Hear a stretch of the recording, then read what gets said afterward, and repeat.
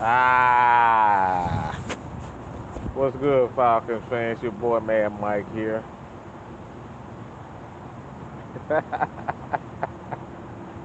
Oh shit, what's going on, pimpin'? Y'all already know what time it is. You know what time it is, don't you? Yeah, y'all know. Don't try to act like you fucking stupid now. Y'all know. Y'all know what time it is. Y'all know exactly what the hell time it is.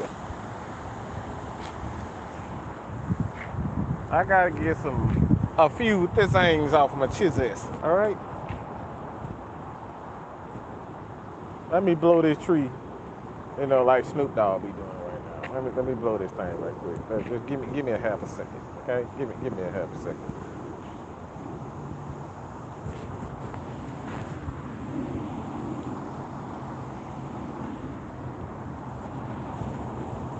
Yeah, I'm good now. Whew.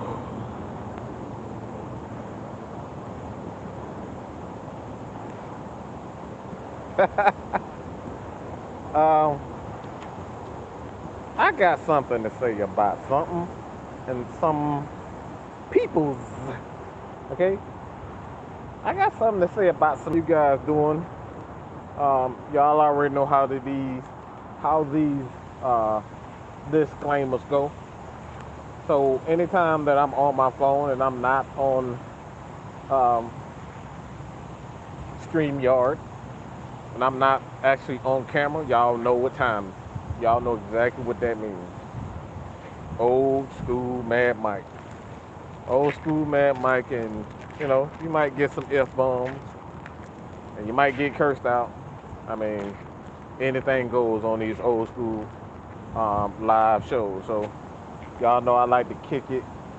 Um, I like to go back and kind of remember where I'm coming from. All right. So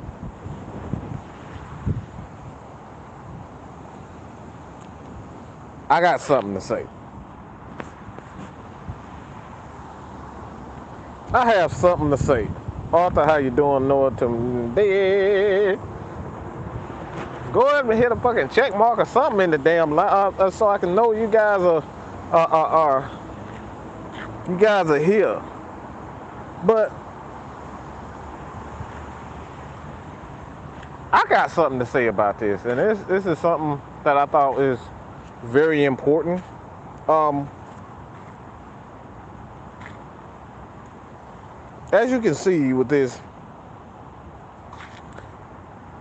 on the screen, it says Falcons right tackle Kaleb McGary won a battle in the brief skirmish ensued against the Jets.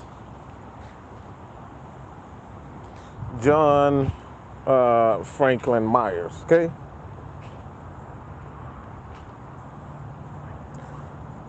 All right. So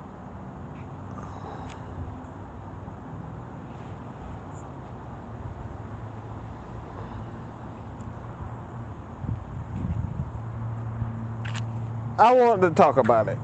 So I thank you, Devontae, for sending me that. I actually wanted to talk about both of those guys, but this is something that I really want to talk about.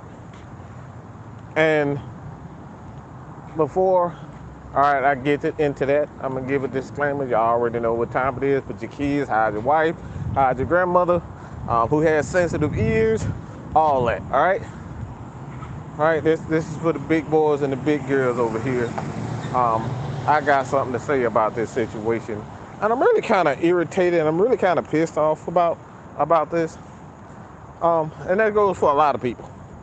So, people that friends and foes. This is exactly what we talk about. This is exactly what I mean when I say you have to wait and see.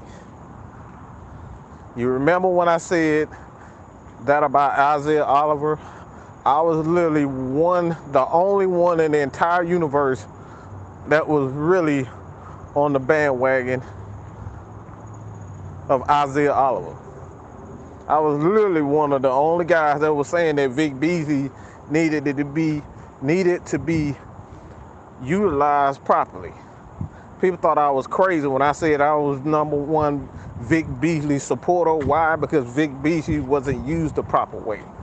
And we're starting to see a trend, people. Well, Kaleb McGary is exactly that. You're starting to see what he can do when he's utilized in a system that highlights his athleticism and his ability and his mindset. One thing you gotta know about offensive linemen, defensive linemen, if they ain't kicking ass, if they're not allowed to kick ass and smash a motherfucker, you're not gonna get the best out of them. Big guys like to wrestle. Big guys like to tussle. Big guys like to smash your ass. So why am I saying this? Well, again, this is the Orlando Ledbetter, and you know he loves to pick on the Atlanta Falcons, and most of the media and the writers, they go out of their way to make sure if there's a negative headline, you better be damn sure that these guys are going to make their headline. They're going to create it and they're going to cover it. So they're going to do everything possible to make sure that these guys get it. You know, they're going to make sure that Kaleb McGary is picked on. They're going to make sure that AJ Terrell, Marcus Mariota, Desmond Ridder, guys like, Desmond Ridder,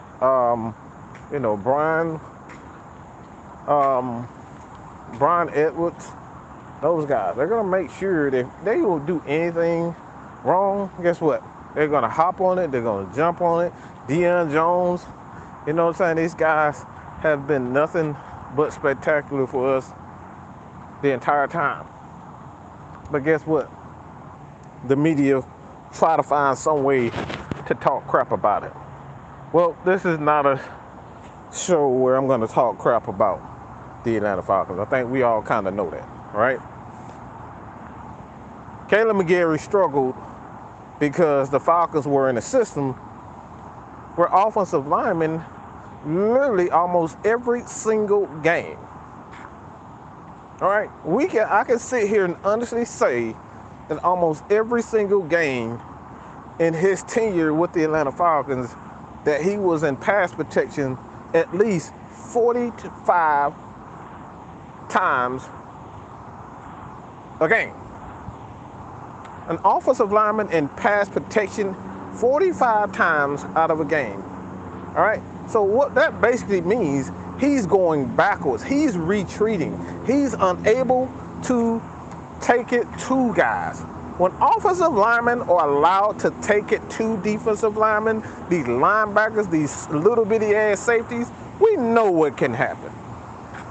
We saw what Jake Matthews did to little I know I'm going blank, but what the guy used to play for Carolina. We saw what he done. We've seen what Kaleb McGary can do when he's allowed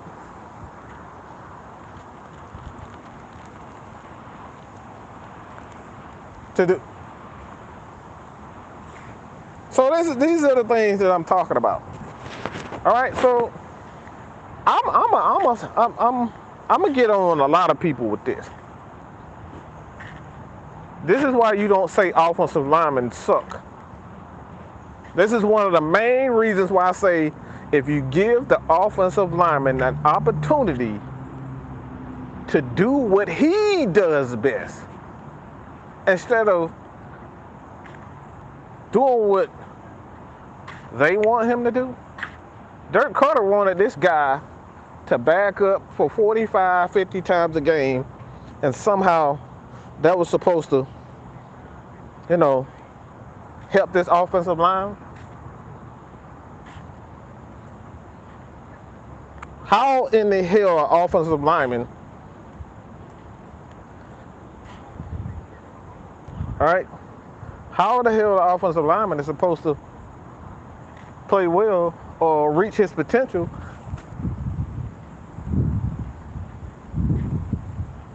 if he's in pass protection 45 times a game. They have no running game whatsoever to speak of. Running backs tiptoeing around. Dirk Carter's not calling the traditional running play. He's calling draw plays. You get in the red zone, we're in shotgun most of the time in the red zone. So again, how are these guys supposed to reach their potential if they're constantly in pass protection? We say these guys suck, but we don't look at the offensive lineman. We don't look at the head coach. We don't look at the play calling. And we want to take that into consideration. This is the same reason why I said during the draft that the Falcons needed a wide receiver. Well, when you're playing with guys that are 5'9" and they freaking suck, how the hell are you going to have a good idea of what the offensive lineman can do? There's no space. No one is able to get open. We literally had guys, and I don't know how many times I said this, how many times last year that guys couldn't get off a simple press. All teams did was loaded the box with 6 to 7, 8, 9 guys and dared the Atlanta Falcons to pass. And somehow, Matt Ryan still threw for damn near 4,000 yards. He was 68, 65 yards away from another 4,000 yard passing. So this is the reason why I say, shut the hell up and let these guys do what they do. When you have a running game, you have an ability to extend the clock. This is when these big offensive linemen can be physical. The dude is kicking ass right now, people. The same guy that everybody said he was a bust, that he needed to go,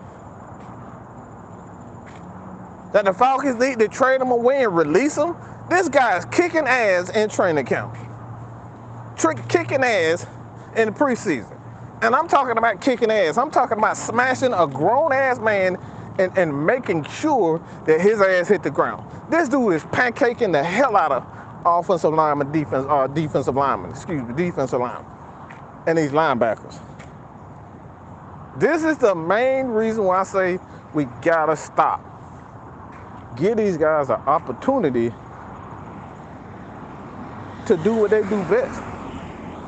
The best thing for Kaleb McGary was the Atlanta Falcons declining that contract. You start taking money away from people, you'll see how they react. You start taking away these contracts from guys, you'll see how they act.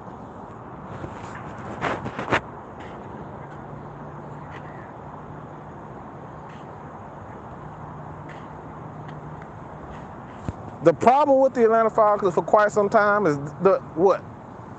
When was the last time we had this many fights in training camp and during the season?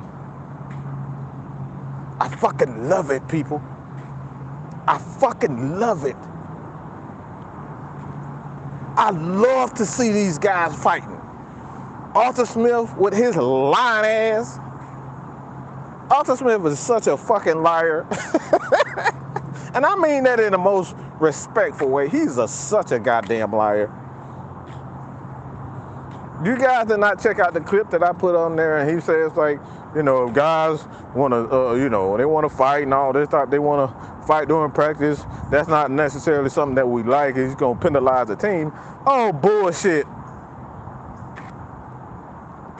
The day after you said that, these motherfuckers end up getting to a fight in the very first, and that wasn't even them. They had been fighting the entire time. The running backs.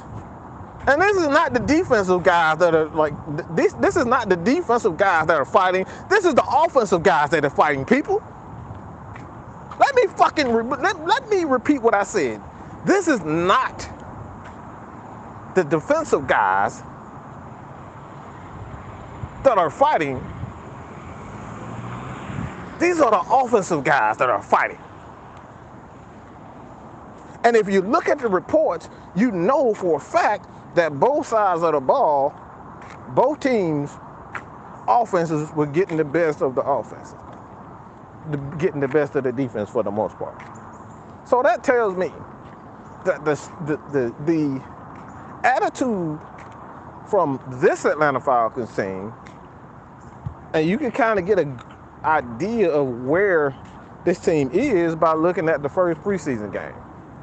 And I know a lot of people are saying, oh, Mike, it's just a preseason game. Oh, Mike, it's just the Jets. You don't know Robert Saleh. He comes from that San Francisco offensive defensive mindset.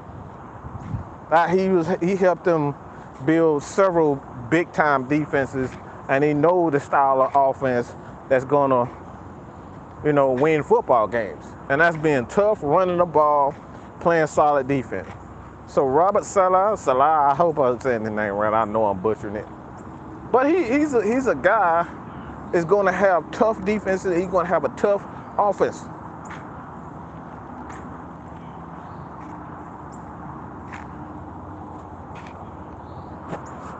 So this is no pushover team.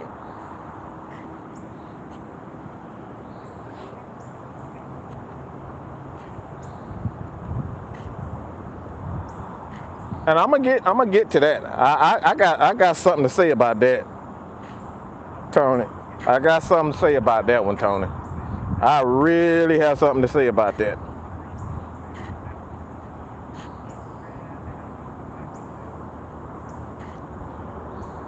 And see, what the Falcons did, and this is something that I highlighted, and I've been saying, I've been saying this since the beginning of the season, is that you have to pay attention to now the ability of the Falcons quarterbacks to make plays with their legs, which means that a lot of offensive plays are going to take away the defense's aggressiveness. Because if you come on a blitz and you miss with a guy like Desmond Ridder, you miss with a guy like Felipe Franks at quarterback if they throw him out there. If they miss with a guy like Marcus Mariota, guess what? He's going to take it for 20, 30, 40 yards. He could possibly take it to the house. These guys are that athletic. Both of these guys run about a 4.4, 4.5. And this is at quarterback. So now Kaleb McGary doesn't have to be as fine with his technique. Granted that you always want to be technically sound, but he doesn't have to hold a block for 3.2 seconds now. For a couple of seconds. 1-2 seconds. He can buy time just by pushing the guy out because he know that his mobile quarterback, Marcus Mariota or Desmond Ridder, has the ability to escape even if he makes a mistake. Which adds more to the running game. Guys like Damian Williams, Quadri Olison, they have much more room to operate now because the mobile quarterback. You got a quarterback that's going to come on bootlegs. They're going to come, they're going to have a lot of boots. And we kind of saw that during the Detroit game where they had a lot of boots and they had a lot of read options. And the Falcons rushed for 168 yards. And I know people are upset about what the defense gave up. They gave up about 120-something yards, if I'm not mistaken. So they gave up a lot. But then they end up making, as a matter of fact, I'm not exactly sure they gave up that much the running game, but they gave up a lot. I'll say that. But the Atlanta Falcons running game, like the running game is much more dangerous now. Why? Because you have more space. And this is what I was talking about, when I was on the show with the AFN crew, is that I'm going to be focused on the space. Because you give a guy like Quadri Olison space to operate, He's big enough, he's fast enough to get past guys and to break that first tackle. Damian Williams, he's another experienced guy that has the ability to break it for 30 yards himself. Cordero Patterson, we know what he can do when you give him space. That's the last guy that you want to give space to is Cordero Patterson. So now the Falcons have more space for their offensive linemen to work versus having a pocket quarterback. Now, this is one of the main reasons why a lot of offenses now have gone to, having a quarterback that can run a little bit more. It's because it helps the offensive linemen in certain situations. They don't have to be fine on every single play. A guy like Kaleb McGary, we saw it with the Cincinnati Bengals. Let's keep it real. That offensive line fucking sucks. Cincinnati know their offensive line sucks.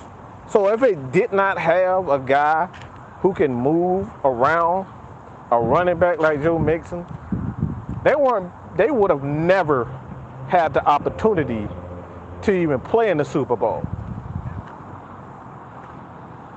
They wouldn't even have the ability to even play in the Super Bowl. So now you're talking about a team that not only has one of the best young quarterbacks in the league in Joe Burrow, but you have Joe Mixon. It has a little bit more room because guess what? Joe Burrow can take it 20, 30 yards himself. So the edge guy can't crash down on the quarterback and solely focus on the quarterback, because guess what? If he do it, Joe Mixon is going to find a hole. If he crashes and sails out on the running back, guess what? Joe Burrow can go for 20 yards. And that's the same thing for the Atlanta Falcons. Having a mobile quarterback forces the defense to be technically sound. You have to be a good edge setter, because if you're an edge setter, and I'm gonna tell you one thing a lot of people missed, and I'm telling you he's going to be a great player. I think he's going to be a very good player. But Adam Hutchinson, he made a lot of mistakes in that game. He was way too aggressive on that defensive line. Because during the season, if he's crashing that hard on a quarterback and a running back, guess what? All the offensive coordinator like a Sean Payton is going to do, guess what he's going to do? He's going to dial up a read option, flip it out, like we see it with the Chiefs all the time. When people start to focus on Pat Mahomes, guess what they do? They come up with those trick plays. They end up putting Tyreek Hill in the back to take away that aggressiveness on the edge, and they end up flipping the ball out, putting the ball in the Tyreek hands, and guess what? It slows down that rush. It helps prevent those guys. It makes the defense second guess about blitzing now, because you took away their aggression. You took the initiative to tell the defense to say, all right, you keep on blitzing like that, I'm going to hand that mug off to Tyreek Hill. I'm going to flip it to, I'm going to shovel it to Tyreek Hill. You see that all the time in Kansas City. When they get on the goal line, if teams are blitzing, they will not hesitate to do that shovel pass. That's one of the staples of their offenses. They take away the aggressiveness away from the defense.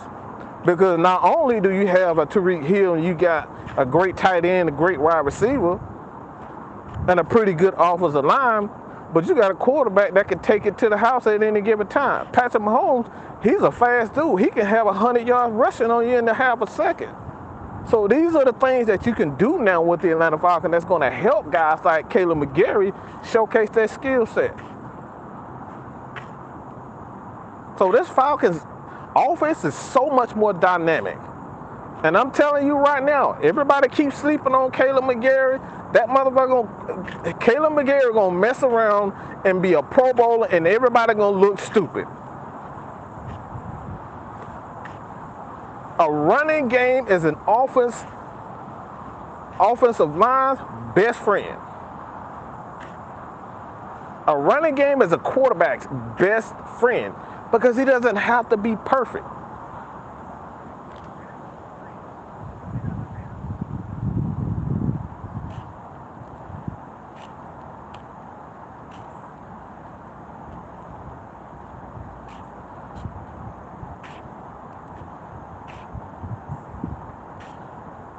Abraham Razzo, that's exactly. I've said that quite a few times. That Desmond Ridder reminds me of Russell Wilson. He plays exactly like him. He's very patient in the pocket for a guy, for a young guy. And what I like more so, and what those guys have similarities in, is that Russ doesn't run to just make plays with his leg. He runs to extend the play so he can get more yards. He's always constantly looking downfield. Even if he's running, Russ is still looking downfield. And that's something that you saw on the last play against Detroit, where Ridder could have easily ran. You know, it would look dumb, but he extended the play with his feet. They came with a blitz. I think they had a delayed blitz. Well, I know they had a delayed blitz Detroit, because that's all they were doing the entire game with was the delayed blitz. So they had a delayed blitz. I think it was, it may have been Tyler Algier who picked up the blitz, and he ran out to the right side, threw the ball deep, and Bernhardt even caught the touchdown. So these are the things that I'm talking about. That when you got a young quarterback like that who can extend plays with their feet, it gives the offensive line much more time to utilize and do what they do best.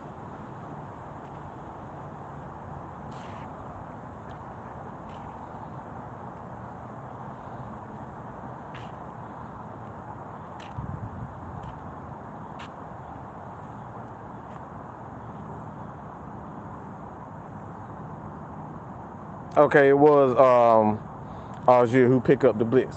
But that's like I said before. That was the main reason. That's one of the main reasons why I said we gotta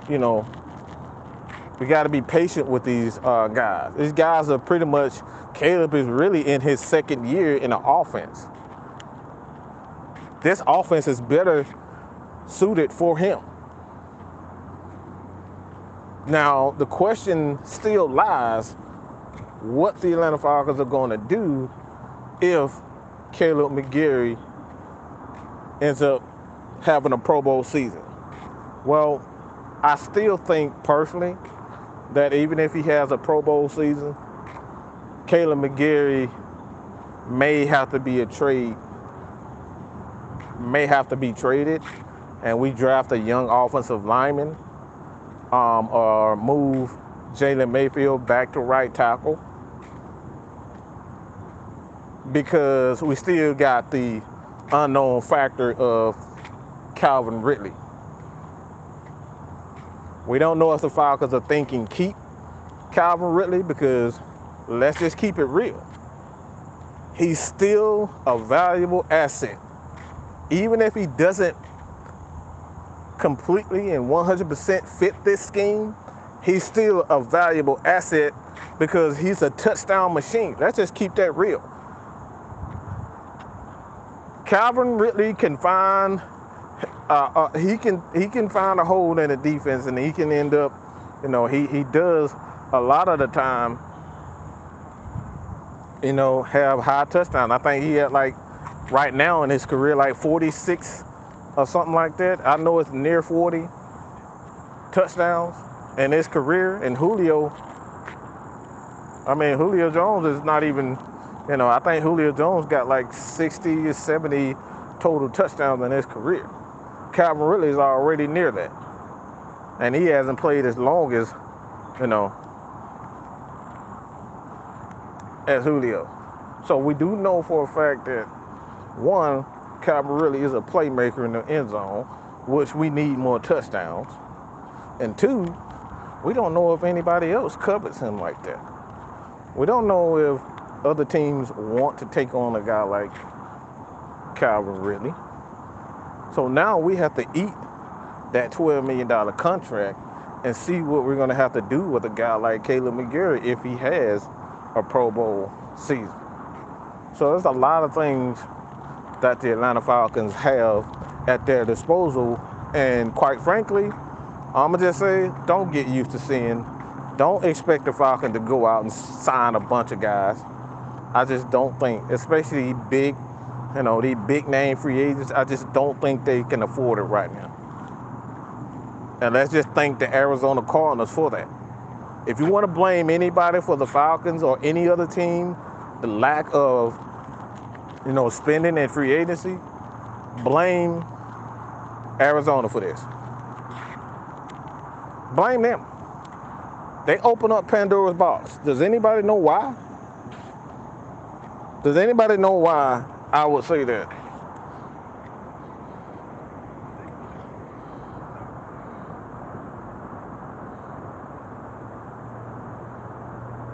Wallace, what's good, man?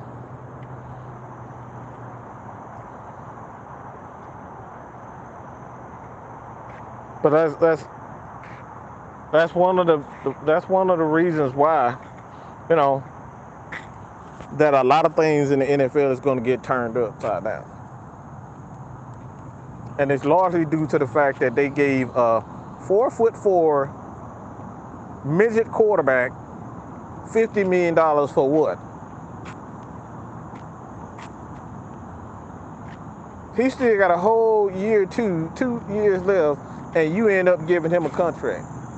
He got to play 22 and 23, but you end up giving him a contract extension that done fucked up that screwed up all the pay grade. So guys like, and I'm telling you like this, the Falcons are going to have to pay Kyle Pitts in his third year.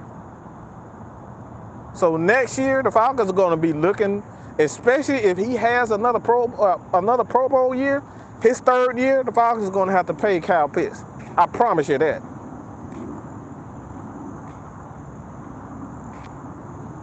Why? Because you're seeing it all over the NFL right now. Derwin James just ended up getting a major contract. Why? Because he was a Pro Bowl safety during his rookie contract. So when you got teams like Arizona that's going out of their way to pay these guys, that much money. What's up, Jerry? What's good?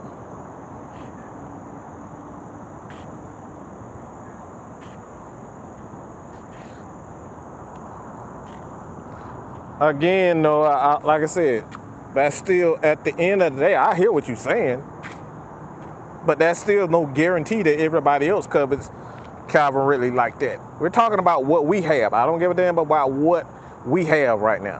Why don't I give a damn about what we have? Because what we have now in Calvin Ridley is a problem that we have to deal with. And if no one else wants it, why would we give away a talent like Calvin Ridley for free? So that's something that we have to deal with, whether we want to or not. The Falcons are going to have to deal with Calvin Ridley's contract. I do not see the Atlanta Falcons just, all right, Calvin Ridley, we're going to allow you to go to free agency and we're not going to get anything from you. For the next 2 to 3 years, a talent like Calvin Ridley, come on, bro, let's just keep that real. Unless Brian Edwards becomes the next, Mike Evans or something, and he turns into an all-pro receiver himself, we're not giving away Calvin Ridley for free. And even then, I still don't see the Falcons not keeping Calvin Ridley if they can't get the proper compensation for him. I don't see the Falcons being that stupid. I know for sure Terry Fontenot is not stupid enough to let Calvin Ridley walk and not get anything for him.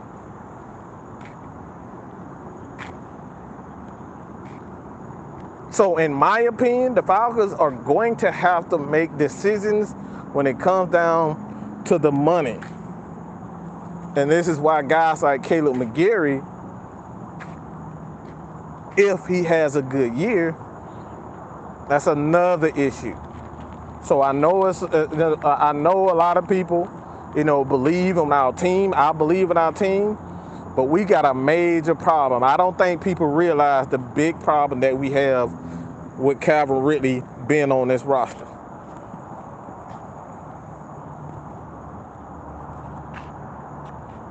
That's a major problem. It's a major issue. Because we still got certain players that are attached to him. We got certain fans that are still attached to him. He's going to make money, the fourth year money, because he got suspended this year. Okay, so and I think he goes back to his fourth year, even though he got suspended. So I think for the most part, the Falcons are going to have him for the next 2 years under contract. And now we got to find a team that's willing to take on Calvin Ridley. Another team could see an all-pro and give up a first or second round pick. I'm not expecting a first round pick for Calvin Ridley. He'll be 28. So he's still fairly young as a wide receiver. But the Falcons are in a position where they have to, and I'm going to just be real. I think Calvin Ridley plays for the Atlanta Falcons at least one more year. Because what the Falcons may do, it's like, all right, this year, Calvin, obviously you were suspended, but next season, you're going to have to, I think they're going to have to, put him in a position where they kind of showcase his ability. To say, all right, Calvin Ridley he can still do it.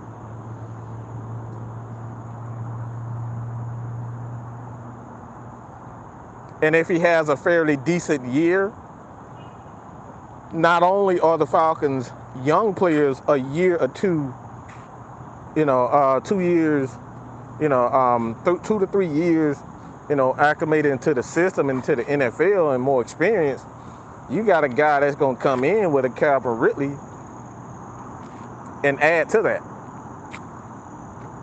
So this is something that the Falcons are thinking about. It's not like a situation where it's Julio Jones, he's 32 years old and he's on the downside of his career because of injuries. It's not like that with Calvin Ridley. So I'm not saying that you're wrong, Noah, but I think there's a bigger issue with the Atlanta Falcons that a lot of people are just writing out, oh, we're just going to get rid of him, for a second round pick, a first round pick next year. I'm not certain that teams are willing to do that. I think some teams,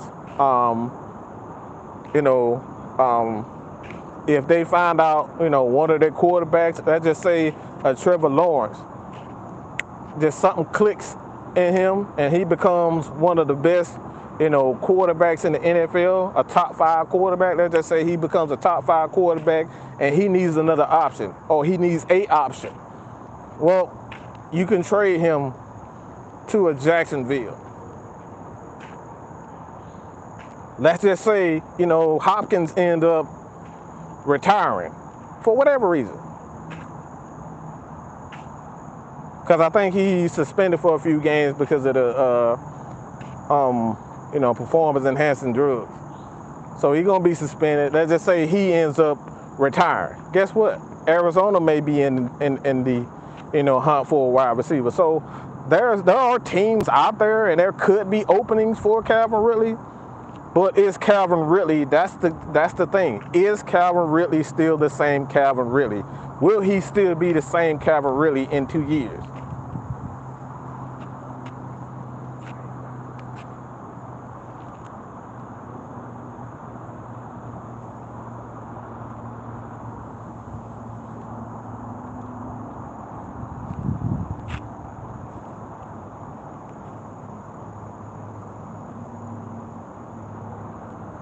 if it comes down to paying Ridley or rewarding McGary for playing well, I take my chances on McGary because good right tackles are really hard to come by, whereas we constantly see wide receivers fall in the draft.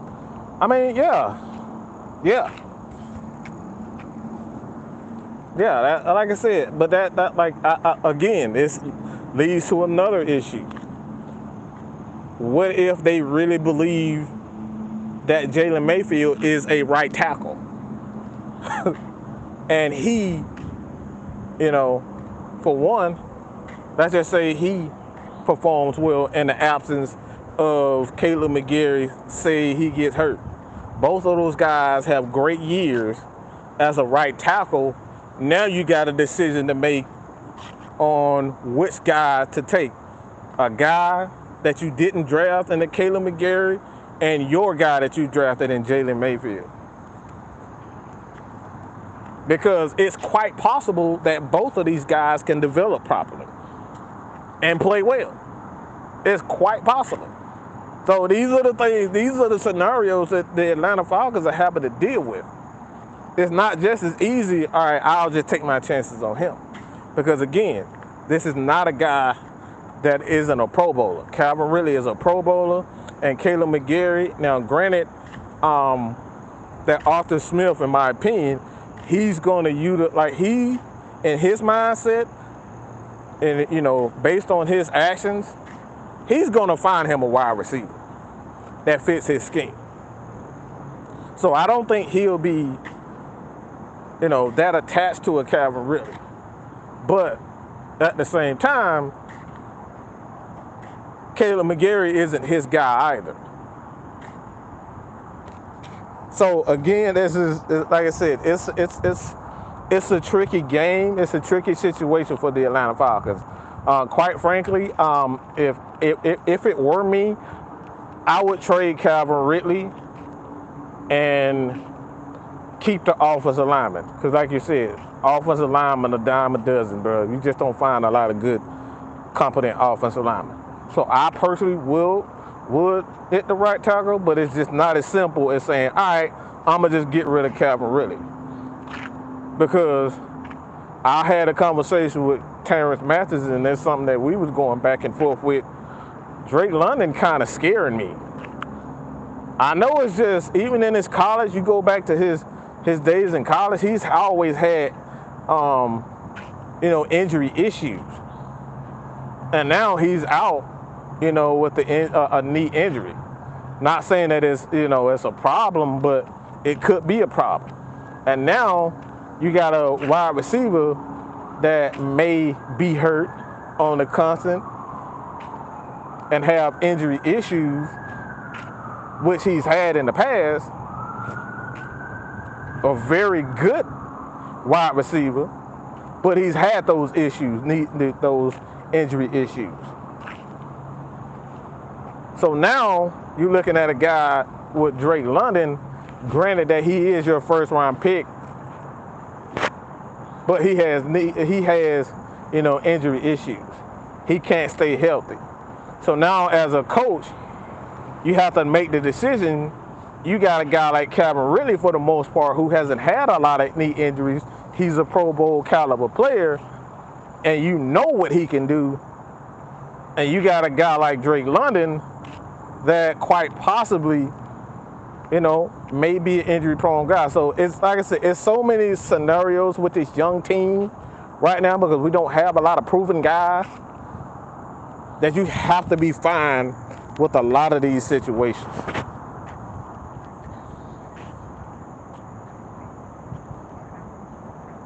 I saw Fetty. I think he better suited at guard. I saw him get beat on a lot of speed rushes. Like I like his I like his technique, but Fetty just, I don't think there's just something about him at right tackle I don't like. And I really think it's just a speed rush. I don't think he has the athleticism to play that right tackle position. I think he's better suited for guard. Now, I could be completely wrong in this, which, I probably am. But just me personally, I would take, you know, I would take Ifedi right now because Jalen Mayfield hasn't seen a lot of time at right tackle as far as I know, because of a back injury. So he'll probably end up getting that spot anyway. But like I said, I like Jalen still may be that guy.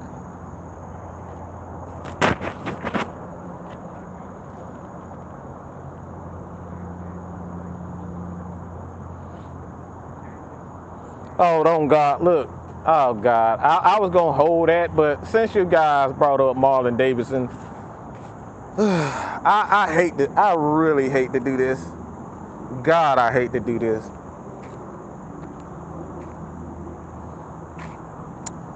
I really hate to do this to Marlon. I really do. I'm so regretting having to say this. I'm regretting having to say this, bro. But he's absolutely despicable right now. I can't even look this guy in the face right now without being disgusted. And it's not, like I said, it's not his fault, man. It's things happening in NFL, whether it's COVID, the COVID issue, him getting COVID twice, got a knee injury now. It's just like, bro, I'm so freaking sick and tired of Falcons drafting players and they either injured or coaches won't play them. And I'm just sick and tired of looking at his face. Every time I see him, he's laughing, joking, cracking smiles and shit. I don't give a fuck about them smiles, man. I don't care about your smiles. We need you to play.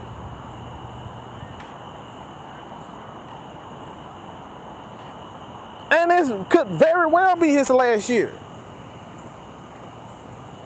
I want him to succeed, but bro, I'm sick and tired of you. Every time I see you, you on IR for 3 weeks, and then the 4th week, you play well, and then, you play well for 3-4 weeks, and then you're right back on IR. I'm so sick and tired of that crap, man. For a guy with that ability and mindset, he's a tough guy. He's a tough kid. He's a great kid. He's a great guy. But bro, I'm sick of you. I'm sick of you saying you on IR. It's almost, I can bet $100 that this motherfucker gonna be on the damn IR for 4 weeks straight. I can bet $100 and I'll win $200-300 off of anybody. Especially if you don't know him. Yeah.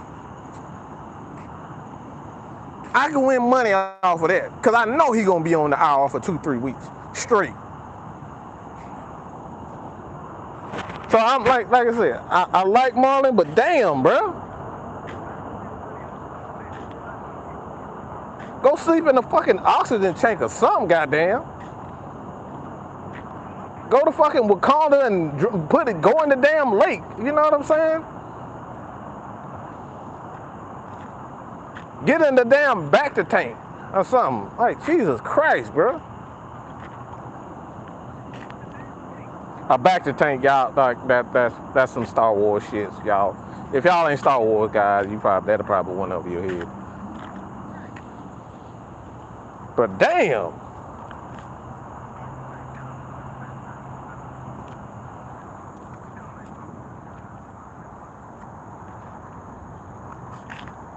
I'm so sick of that. I need a guy that's gonna be available, and a guy is gonna be. If you're not gonna be available for the Falcons, what's the point?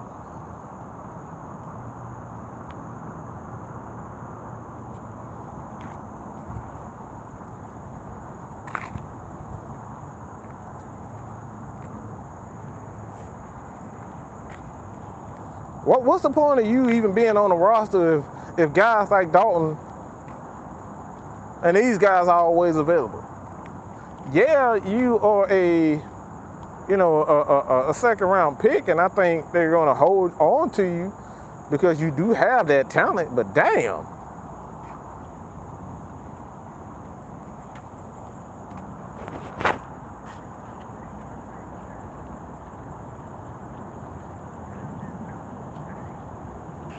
Man, he don't need none LeBron get. LeBron can kiss my natural black ass, okay? Don't come in here with that LeBron shit. He need that with Tom Brady. Fuck a LeBron, okay? Yeah, I said it. The hell with LeBron. Get out of here with that LeBron stuff. Y'all should know me by now. LeBron don't get no love over here. Little crybaby ass. Get up here paying 90. They gave this man $97 million more for what? For not making the damn playoff. Man, you get the fuck out of here with that bud. Man, look, y'all about to make me rant on some damn. Come on, bro. What we doing? Y'all about to make me go into basketball stuff. Not doing it.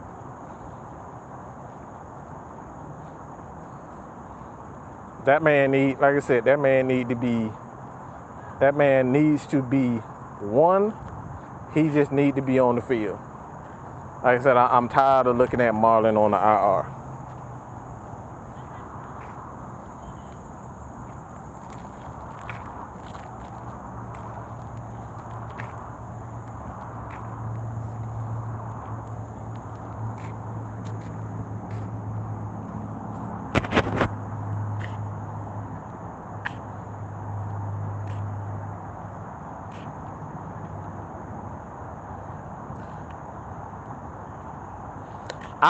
I don't think you should release Marlon because he's still too valuable to be released.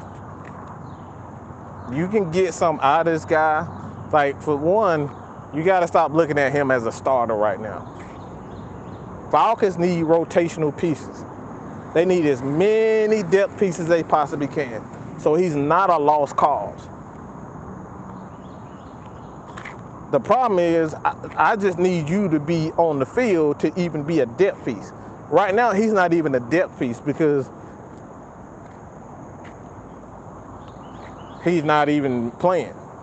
So, like I said, for the Falcons, for one, the Falcons ain't in no position to be trying to give away defensive tackles, defensive linemen. We the last team to be trying to, we don't need you, cut. The Falcons are the last team to be up here giving away defensive linemen. We are not one of those teams to just give away defensive linemen. Hell no. I don't give a damn if it's defense or not. The Falcons are not in any position to be giving away for talent because we think we got better on our team. Nope. They need to prove it first. Taquan, Graham, all those guys need to prove that they can get it done on multiple games. So I'm not giving up on the guy. We, like I said, man, we done lost Eddie Goldman to retirement. I don't know why his name. I just had his name. But dang it, I forget his name. But we just lost one to IR. We lost two to IR. The other guy that escapes me, and you lost Vincent Taylor to IR. So we are not a team that needs to be giving away any type of talent. We shouldn't give away anything. We need is I forget the other guy. But the Falcons, not even on the offense, defense, no, not any position. The Falcons are not in a position. Linebacker, cornerbacks, safeties, defensive linemen, offensive linemen, wide receivers, quarterbacks. We shouldn't be giving away any talent. We need as much as we possibly can. No, not Armstrong. He's an offensive line. He was a defensive lineman.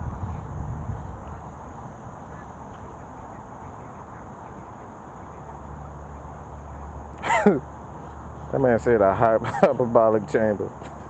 He needs some, god dang it.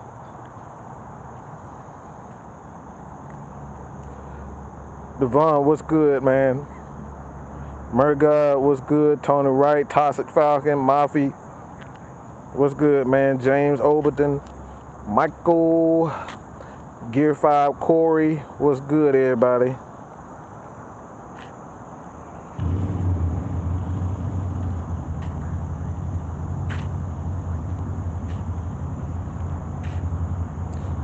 Now, that's a great Mafia. That's something that I want to speak on. I'm glad you said that. Um, just like O-line, but I know when other teams make cuts, some of the D-line from the Commanders and the Jets could make an impact. Someone got to get cut. That shit we should pick up, and that's another thing too. Like some very good players get,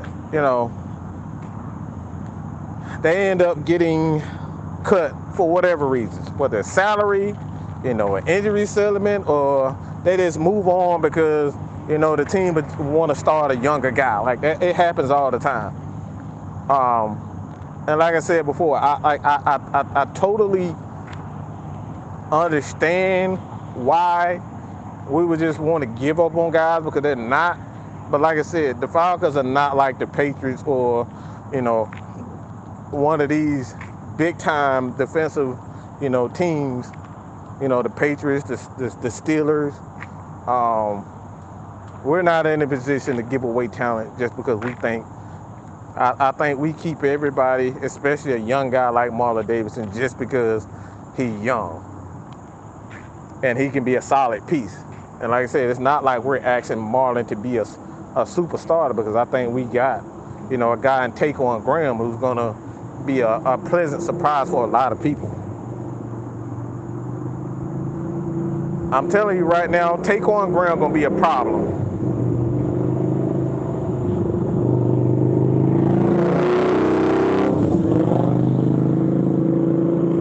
Taquan Graham is going to be a problem. Is there something about that kid I just can't, he just gets the damn job done. It's not fancy, but he just gets it done. You be looking for these swim moves and all this type of stuff. Taquan don't do none of that type of stuff. He just gets it done. He's effective. All that pretty stuff, that's not what Taquan Graham is about. He's about lining up, whooping your ass, and getting to the quarterback. That's what he does. And it's something about him that I like, and I think that's really it. He's not flashy. He's not going to go out of his way to scream, yell, and do all that type of crap. Hitting, doing these pirouettes and, jumping in the air with jump kicks like fucking Dante Fowler. He ain't doing none of that stuff. He lines up, bull rush, push you, put out the way, get to the quarterback. Ain't nothing flashy about him. He just gets the job done.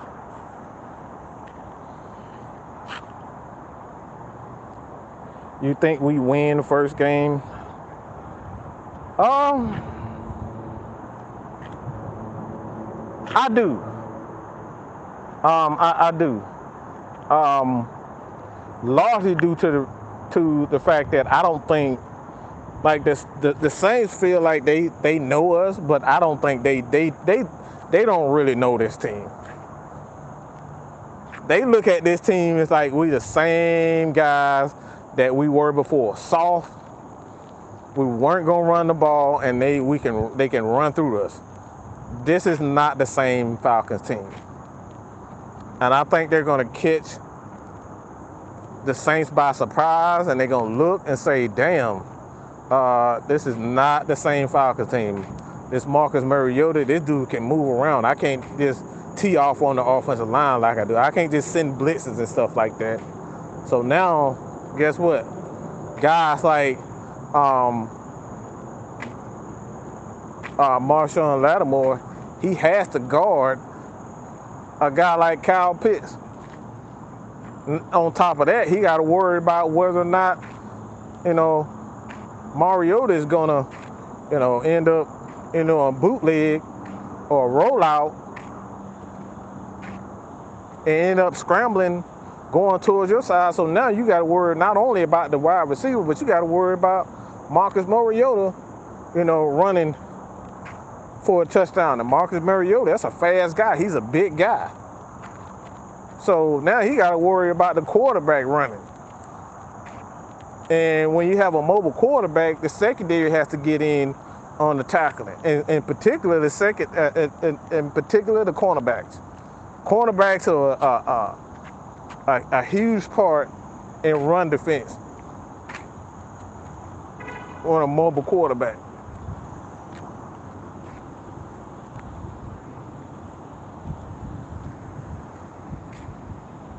So I think we win that game because the Saints are just expecting the same old Falcons, and a lot of teams are just gonna be thinking the same old Falcons. This is not the same Falcons. This team doesn't get up. This team is swinging back. This team is fighting. The coaching, you can see the coaches. They got a different attitude. Arthur Smith cannot stand the media. He can't stand you, Falcons fans. The negative Falcons fan that's always talking about we gonna suck. Yeah, he don't like you. Okay? All y'all with a bad attitude, I don't know why we doing this. We gonna lose anyway. Yeah, Arthur Smith don't like y'all motherfuckers. How many times are we gonna see him go off on a damn media member for asking a stupid question? How many times are we gonna see Dean Pease go off on the media because they asked some dumb ass shit about a fucking, oh, their stats said this. That dude don't give a damn about no stats.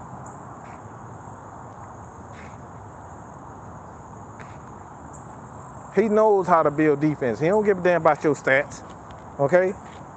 Your time of possession and all that bullshit y'all be trying to throw in front of him. Them guys don't give a damn about none of that. You think AJ Terrell would show the league why he's a top 5 corner so people will stop sleeping on him? Well, he don't have to do that. He's already a top 5 corner. I don't think anybody can deny that outside of motherfucker who just look at highlights. We talk about real fans over here. Real fans of the game, real students of the game know that AJ Terrell is a top 5 corner. And that Diggs guy, yeah, he getting ran through like fucking Suki Hunter up in here. So, yeah, I don't think anybody can deny what AJ Terrell is. That dude is a star. Which is another reason why I say, guys like Kaleb McGary, it's going to be hard, man. It's going to be hard to sign a lot of these guys. So we got to get back into player development. These quarterbacks are making way too much money right now, and it's ruining the game. It's ruining the game, guys. I know a lot of people up there saying, hey, they believe in get your money, homie. But having these quarterbacks making $50 million a year to not barely get to the damn playoffs, bro, you can't even win a playoff game, but you ask for $50 million.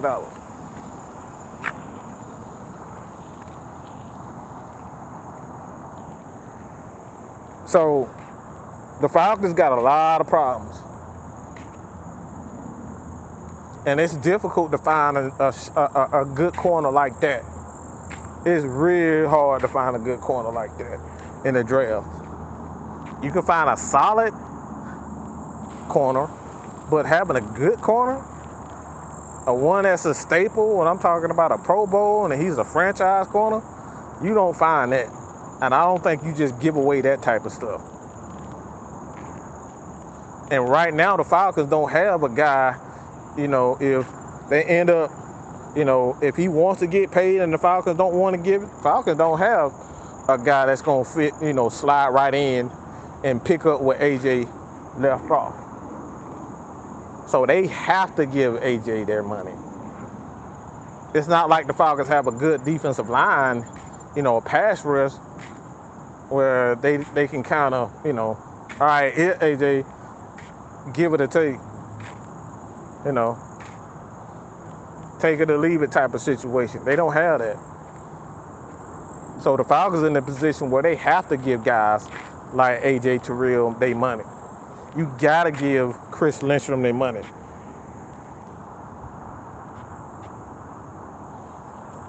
But yeah, I believe AJ Terrell is already a top 5 corner.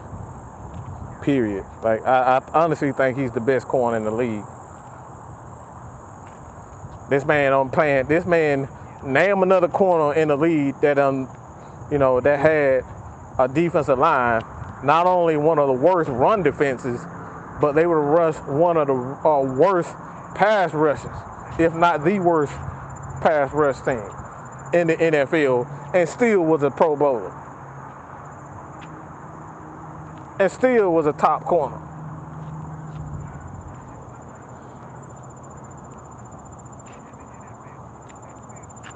J.C. Jackson is quite overrated. If he was as good as he was, he would have stayed with the team that he was stayed on.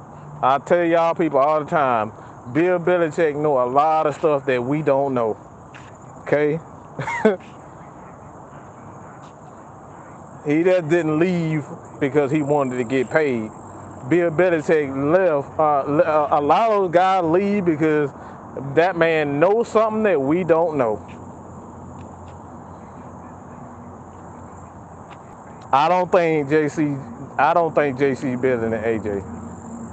Again, he come from a team that has a great. He comes from a team that has a good front seven. Excuse me, both run defense and pass defense. AJ Terrell had none of that all last year. He still was a top 5 corner. How's a guy that's not, like, you try to tell me that he's not the best corner in the league? He literally had nothing up front. AJ Terrell had nothing up front but Grady Jarrett, and he was getting triple team.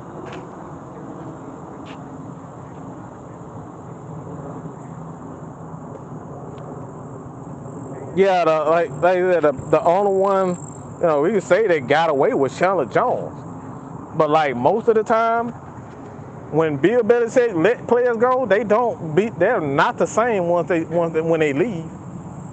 That man knows stuff that we don't know. He knows how to get the best out of players. And not saying that JC is a bad corner, but again, you line him up against what the hell we got up front last year? No, he's not doing what AJ. I know damn, my bad. Jalen Ramsey. I know he's not doing what he did with the Falcons. I know he's not doing what AJ did if he were on the Falcons, because when he was with the Jacksonville Jaguars, when they started, getting rid of a lot of those guys, Yannick Ngakoue, Dante Fowler, all those guys up front, started to go to other teams. Guess what? You start to see teams take advantage of him.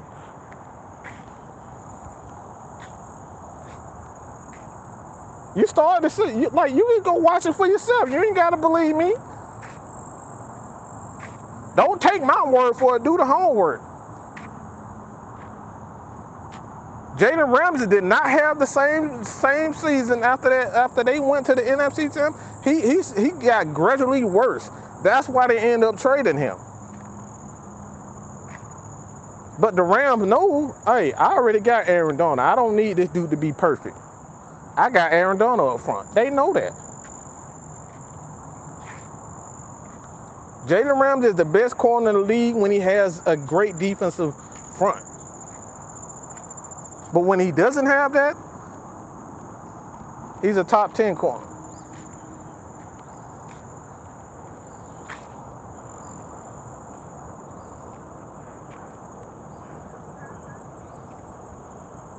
Bro, TJ Watt had more sacks than our whole team, bro. And AJ still, in my opinion, was the best corner. I don't know how I don't know how anybody look at this team and say, how the hell did AJ still had, like, how the hell did he give up 200 yards the whole freaking season with this team, and they gave up 2,200 yards rushing and one of the worst pass defenses in the league when we talk about it overall. Granted, the Falcons did not give up a play over 40 yards, but still. I think they gave up one play over 40 yards. But it was like they was like the only team that didn't do that. As a matter of fact, no, I think they didn't give up a play over 40. The only team that didn't do that.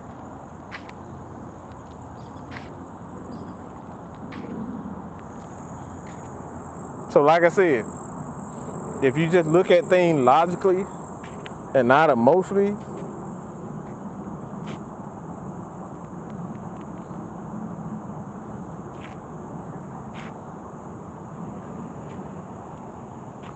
And even I say, hey, like I said, even Jair Alexander, I think he's an overrated corner himself. Ever since he's been there, Green Bay has had a top defense. And I'm talking about top front four, front seven. A lot of these corners that you see on other teams, that you so-called are the best corner, you look at every last one of those teams, out of those corners, and every last one of them got a top defensive lineman. Every last one of them. Even Dallas. Green Bay. The Patriots. Like I said, you ain't got to believe me. The Falcons, A.J. Terrell was the only player that did not have a top, I'm talking about a top sack leader and a top front four. Or front seven, depending on if you playing 3-4. A.J. Terrell was the only one that didn't have that.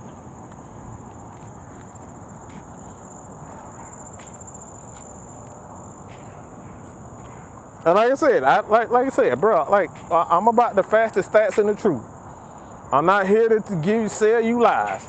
You can look at it for yourself. Look at every corner in this league and look at what they have in front, and I guarantee you, A.J. Terrell don't have half the shit that they have. The only thing we can literally say that A.J. Terrell has is damn Grady Jarrett. Everything else is a question mark. I mean, you can throw Debo in there too, but everything outside of those two is a question mark. Everything up front for the Falcons is a question mark besides those two. And somehow this guy still only gave up 200 yards the entire fucking season. Terrell Island, my motherfuckers, okay? Terrell Island. That's a fucking island. Interceptions don't make you an island. You can get a pick and still giving up 1,000 yards in the season.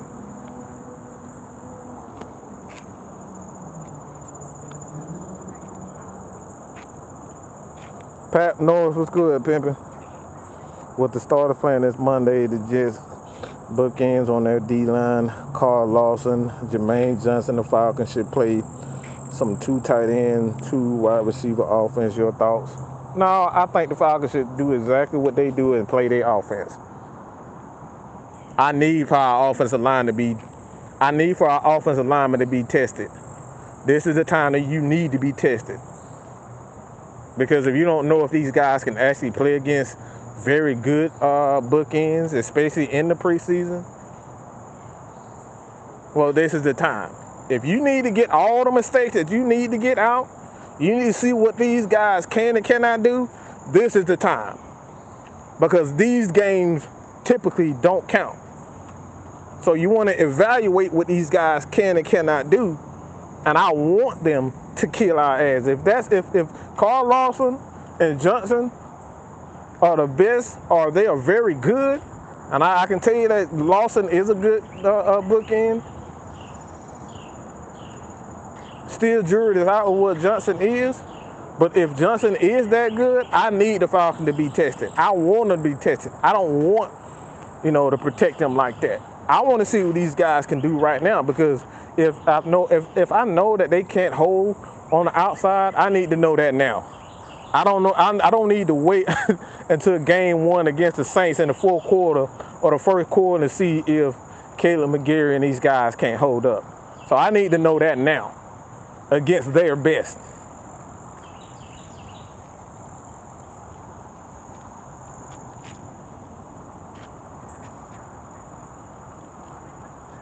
But yeah, I love the question, Tony. I love that question.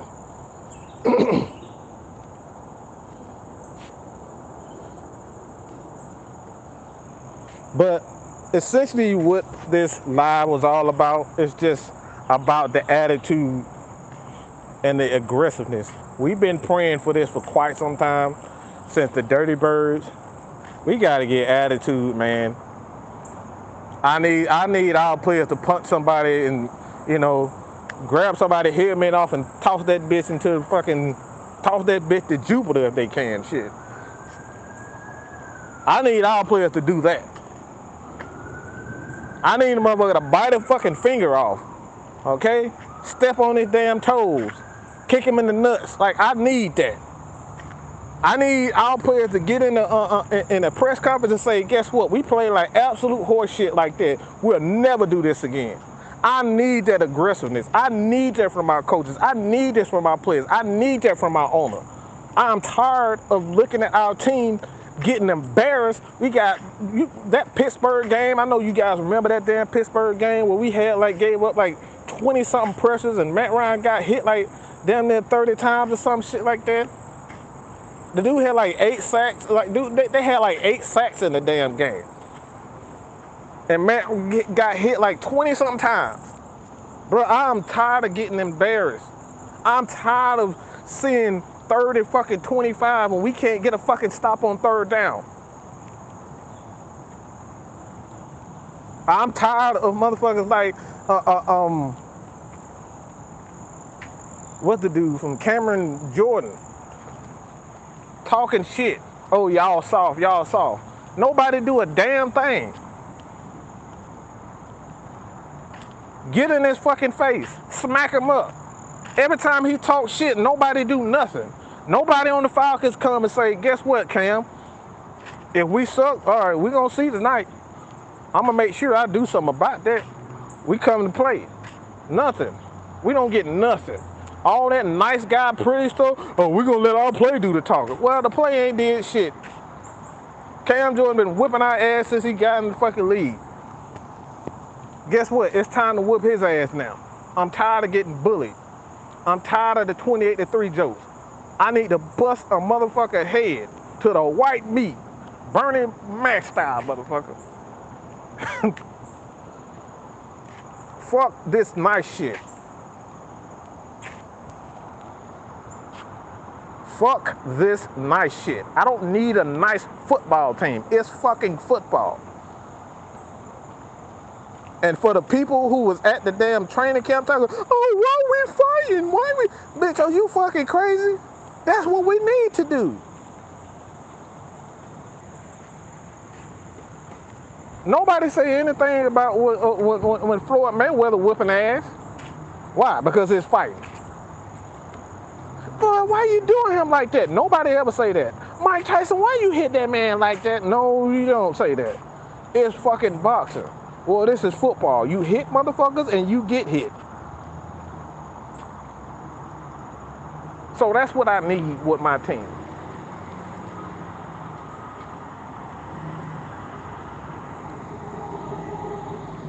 I need a running back to run through a motherfucker, run a hole through their fucking chest. Headbutt the living shit out of their sternum. Okay? That's what I need. I need to see that. I don't need to see 300, 400 yards passing and 5 touchdowns, all in the passing game. No, I want to run a hole through a motherfucker face. I want to see Tyler Algier rock bottom a motherfucker. Okay? I need to see Quadri Olison goddamn spear a motherfucker. I need to see Kaleb McGary pancake, push his head in the goddamn dirt, and say, now, bitch, what? That's what I fucking need. And if you motherfucking feel me, put up a 100 in the goddamn chat right now. I'm sick of this soft shit. I'm sick of getting clowned by the fucking media. It's time for us to beat these motherfuckers' asses our damn self. This is fucking football. We supposed to be fucking physical. We supposed to be mean. We supposed to be angry. This is what football is all about. And if you don't like that, fuck you. Go watch some goddamn ballerina shows or something.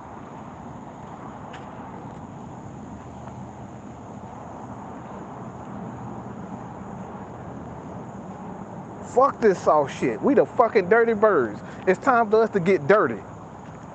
Fuck all this nice shit. If I don't want to answer a goddamn question, I'm not going to answer it. I love what Arthur is. I love what Dean Pease do. They don't. If they think you full of shit, they gonna call you out on that shit. I'm tired of that bullshit, Dan Quinn political bullshit. Well, man, we fought hard, and we're just gonna get them next time. Man, you don't get out of here with that bullshit.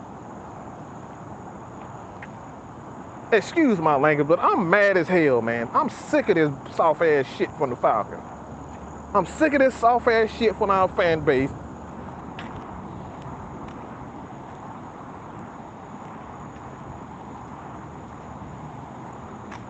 Fuck that.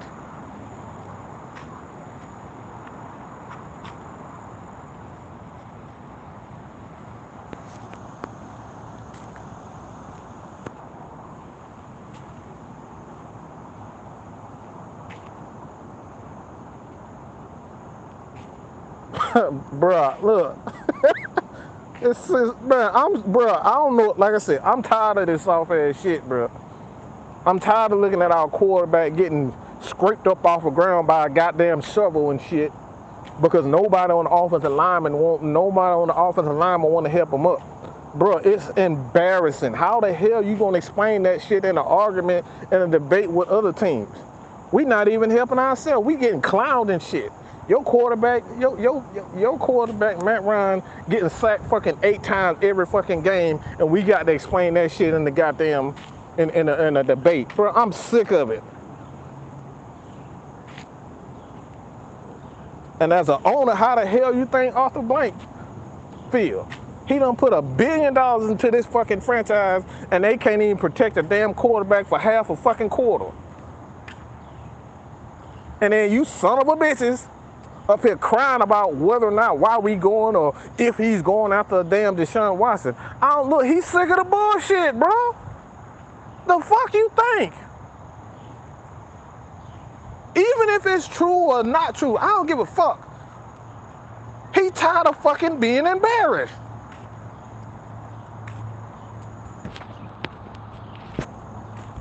Who the hell wants to see their quarterback get his ass whooped year after year after year after year after year, the same exact way? I'm sick of it. The players are fucking sick of it. The owner's fucking sick of it. The defensive coordinator and Dean Pease, they fucking sick of it. This team needs a fucking culture change. You're not gonna win games, okay? You're not gonna win games being soft. You can't win games by simply going out there and playing hard. It starts with your mentality. Knowing that you're the best.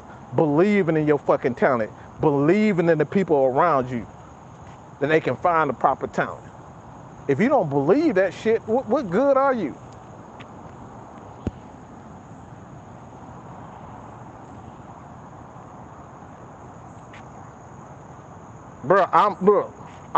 We all pissed the fuck off.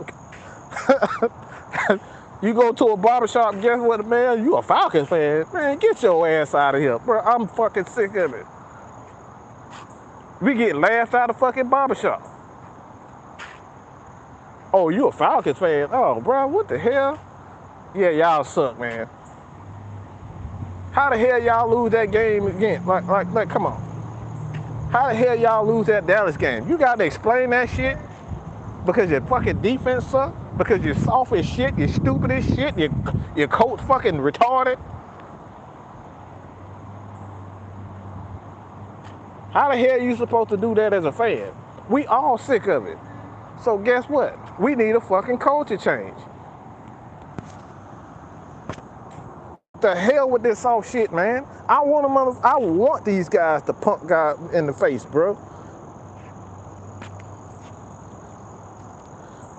Foreign ideas, shut the fuck up. Excuse my language, shut the fuck up.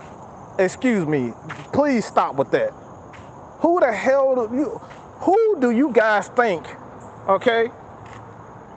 Who do you guys think? Okay, let me say this really slow, and I apologize if you felt some type of way about how I said that. He said a lot of this is on Blank's fault. He should have kept the players that were vital for us, Paul Freeney, instead of worrying about the hot dog prices, and we do need guys with attitude.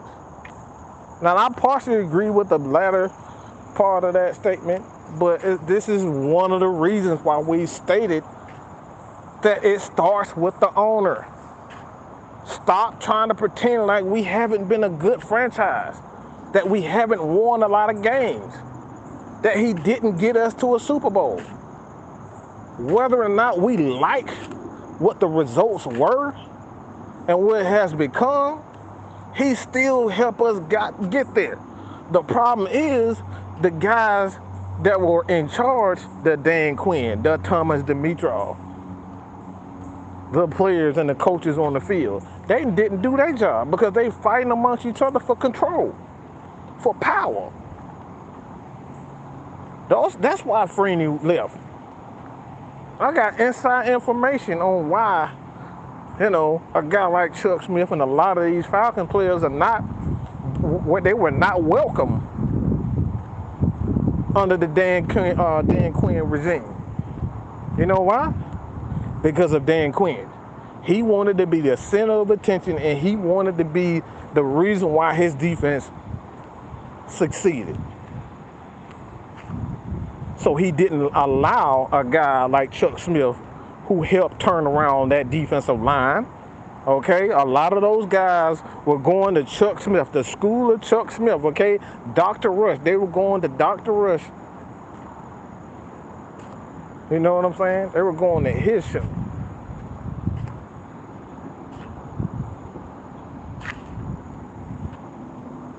They were going there.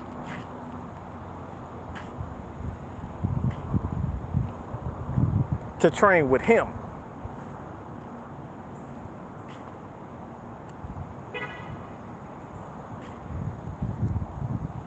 And Dan Quinn did not want anybody to outshine him. So it became a power struggle between him and Thomas Dimitrov, and you can see they brought in guys, and then he didn't bring back, and then what Thomas Dimitrov did, he brought in offensive guys. So it was a power struggle. It was an ego trip for both of those guys. That's the reason why they end up sucking. That's why they were soft. Dan Quinn wanted that fast and physical, but he left off the physical part. That's his defense. He promised Arthur Blank, that he was going to build a solid defense. He didn't do it. That's not Arthur Blank problem. That's not his fault. I can sit up here and tell you all day, this is what I want. But if the guy if the guy that I hire don't do what I ask, is that my fault? Because it's gonna become two things. Well, you fired them too fast, or you fired them too late.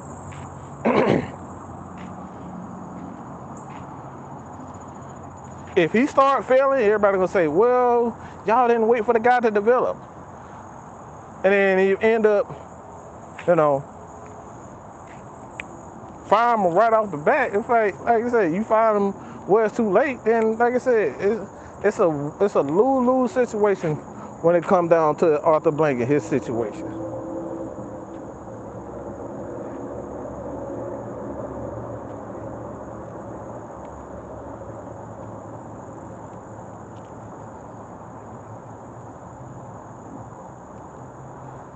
Again, sir, let me clarify, okay? It's bullshit, okay? And I apologize if you feel some type of way, but it's bullshit. Why? Because Arthur Blank is an owner. He's not an expert. He's not a football expert. Most of these owners who own franchises, they're not football experts. So they trust their guys that they hire to be the experts that they are. So when we say that Jerry Jones is an owner,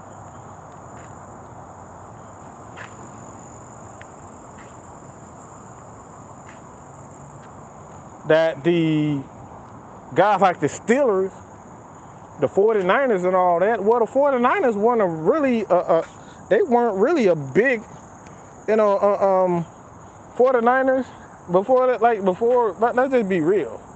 The Bill Walsh era, the Chuck Noll era, they were the reason why most of these franchises were winning championships. The Patriots, Bill Belichick, they were the reason why they were winning championships. It wasn't because of the owner was incredibly smart. A lot of these owners, look, this man is owner of Home Depot. What the fuck he know about football? He hired football guys to do their job. So when football guys don't do their job, guess what? He got to make a decision that's fire or not. But again, we still got to pretend like we can't pretend like he didn't get us to the Super Bowl. So get out your feelings, sir. All right? This is what we do over here. Okay? You got to be able to, take it. You got to be able to take it. It's called Mad Mike Sports. Emphasis on the mad. We get down to the fastest stats and the truth, and you got to be able to take it. Everybody get clowned over here. You ain't the only one. Let's stop being soft, people. This is exactly what we're talking about. Gotta stop being soft.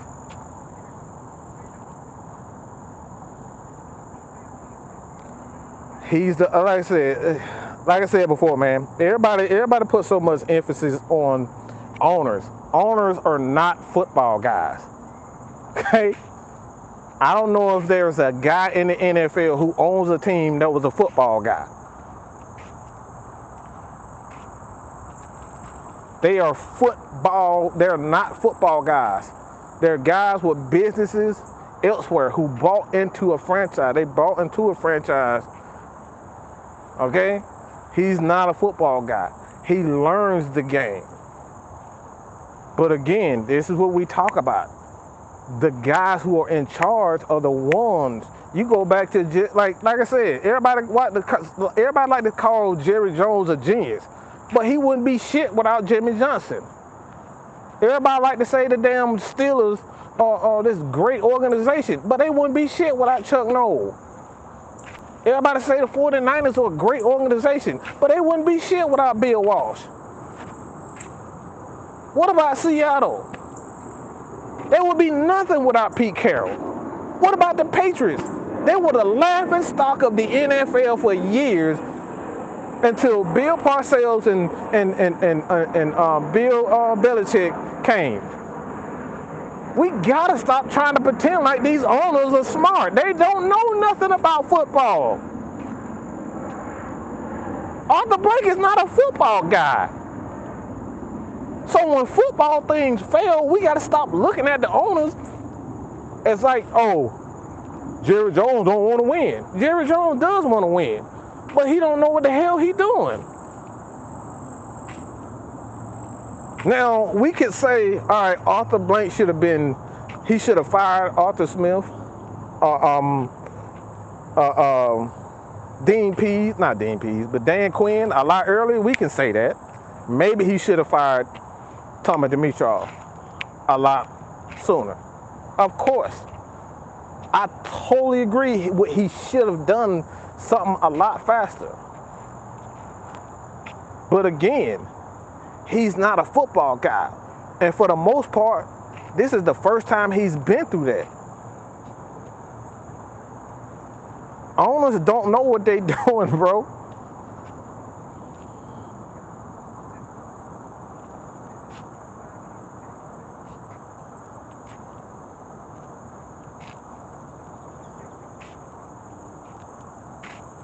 Boy, you got a whole pussy. Boy, your pussy wet, boy.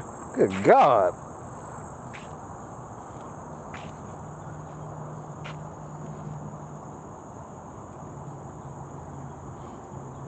We got to establish a tough and physical culture to the team. It seems It seems Arthur Smith and the coaching staff are trending in the right direction. Yeah, man. Like I said, it's about culture, bro.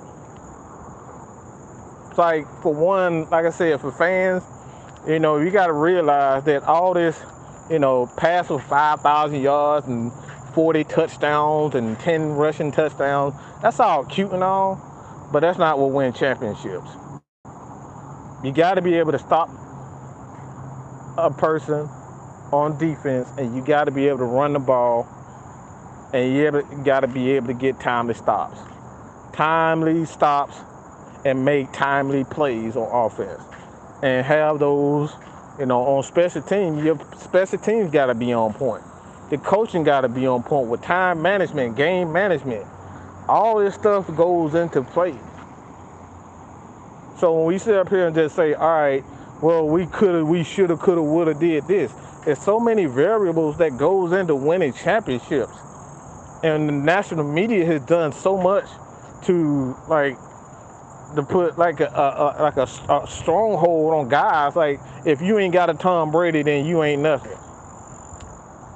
If you ain't got an elite quarterback, then you can't win championships. Of course, like, look, elite quarterbacks, that's all good and all, but I've seen several teams win championships without elite quarterbacks. I mean, Baltimore Ravens are exactly that. Do I got to bring them up again? Chicago Bears? Do we got to bring back the, you know, the Bear defense, the 85 Bear defense? What some believe is one of the greatest defenses, if not the greatest defense of all time.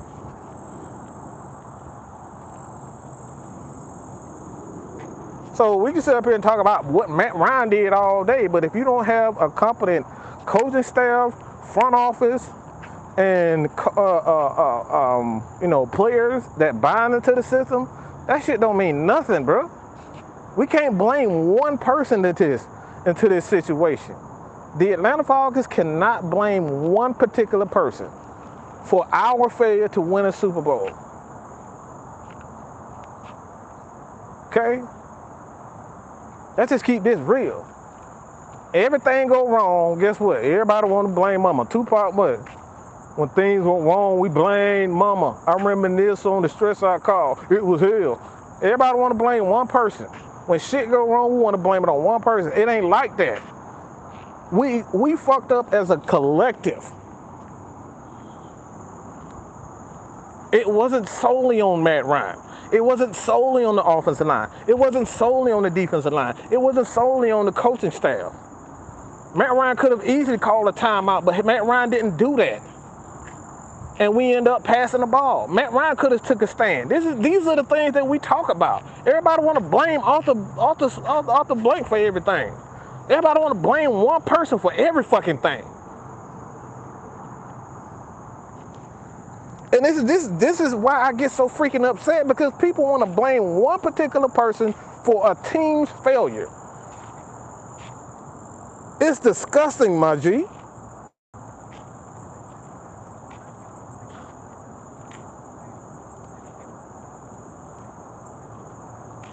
Hugging on my mama from my jet. Look, bro.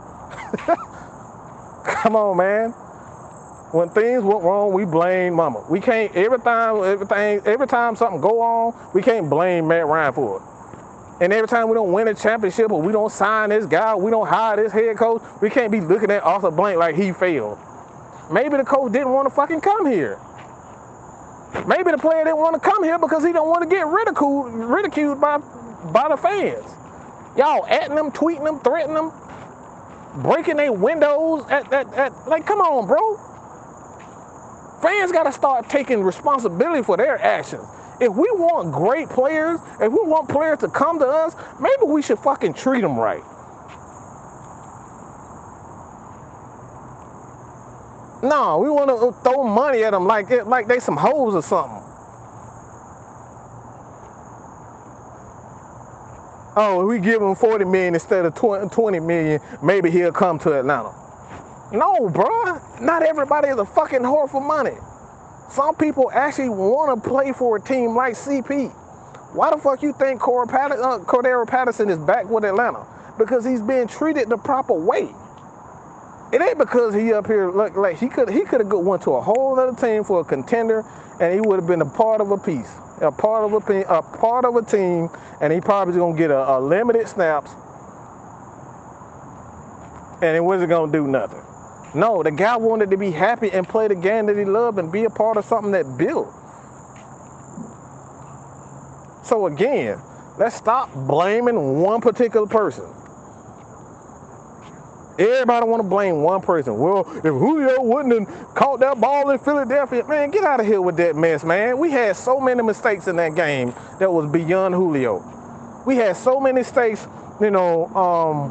beyond the bad call in the end zone with Sark. Bro, we had like 4 or 5 chances to get in the end zone, and we failed, and not one player made a play.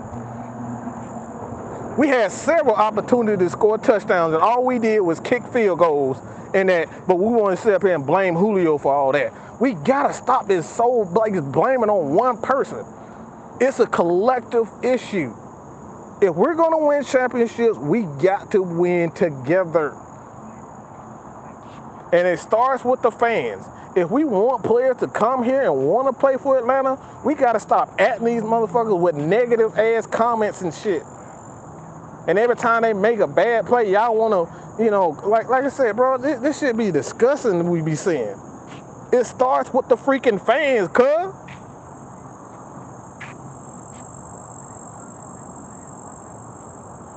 Play calling wise, how good is Arthur? He's one of the best play callers in the NFL. Period.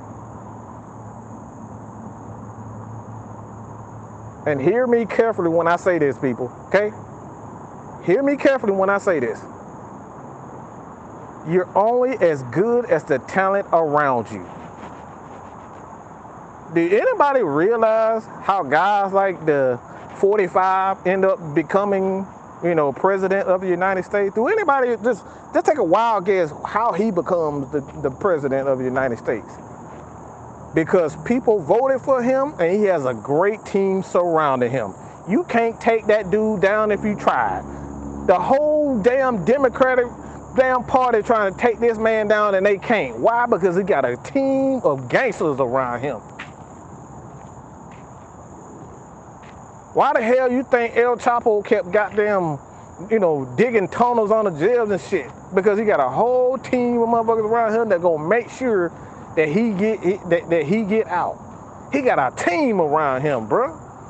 So guess what? If the Falcons organization is going to win championships, if the Falcons organization is going to be a team that's feared, we got to stand up like the guys in Seattle do, and cheer their team on, no matter what they look like. So it starts with the freaking fans.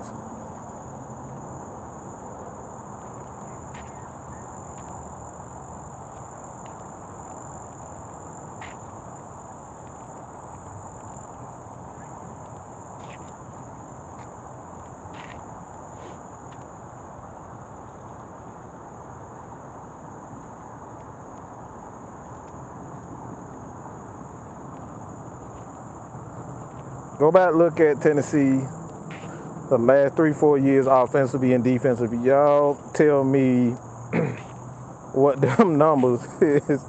If Arthur Smith made Tannehill look good, what the fuck make y'all think he can't help us? And Tannehill has been absolute shit ever since Arthur left. That dude has been hard crap since he's left. But again, you're only so good with the talent around you. If you don't have a quarterback that understands your vision and your offense, you're gonna look like trash. If you don't have guys that can actually get open, you're gonna look like trash. If you don't have guys that can't pick up 2 yards without falling and slipping all on the floor, or getting a sprain of the damn ankle at the drop of a dime, guess what? You're not going to go anywhere. So this is the reason why I've said over and over again, it's a team effort, bro. Arthur has more weapons now. And we're going to see what he's capable of. But if you look at his resume, when he has a running game, when he has a quarterback, when he has a wide receiver like A.J. Brown, tight ends, offensive line, you know what he can do. He's already shown you what he can do. But the fact of the matter is the Falcons have to get to that level. We're not Tennessee right now offensively. We got to find our running back. We got to continue to build our offensive line. Why did everybody never talk about what Sean Payton was before he got to New Orleans? Nobody talk about that. His days in New York. Why? Because it's an afterthought. He didn't really do much there. Nobody wanted to talk about Bill Belichick in Cleveland when he didn't have all the weapons and everything that he needed in Cleveland. He looked like absolute horse shit.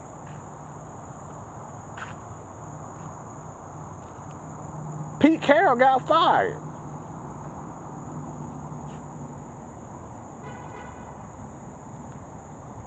When he left. Like Pete Carroll got fired.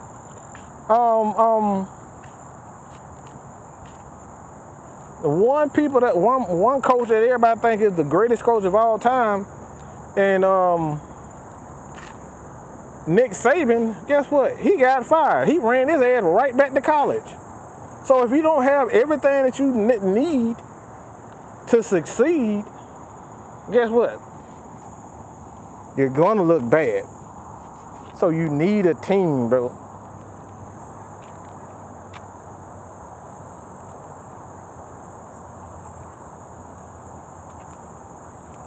Hey, Mafia, he know exactly what he doing. D-Led know exactly what he doing when he do that. He know exactly what he doing. Like I said, I like it. It makes it entertaining for me. I like when D-Led get cussed out, and I think he secretly likes it too because he know he gonna get a, he gonna get him little, he gonna get a sound bite out of it.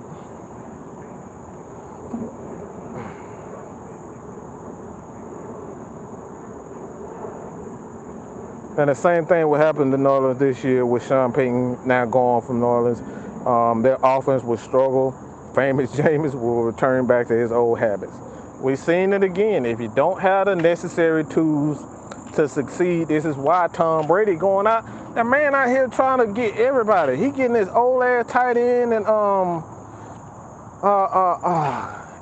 what his name from Minnesota, the tight end from Minnesota. He recruiting him.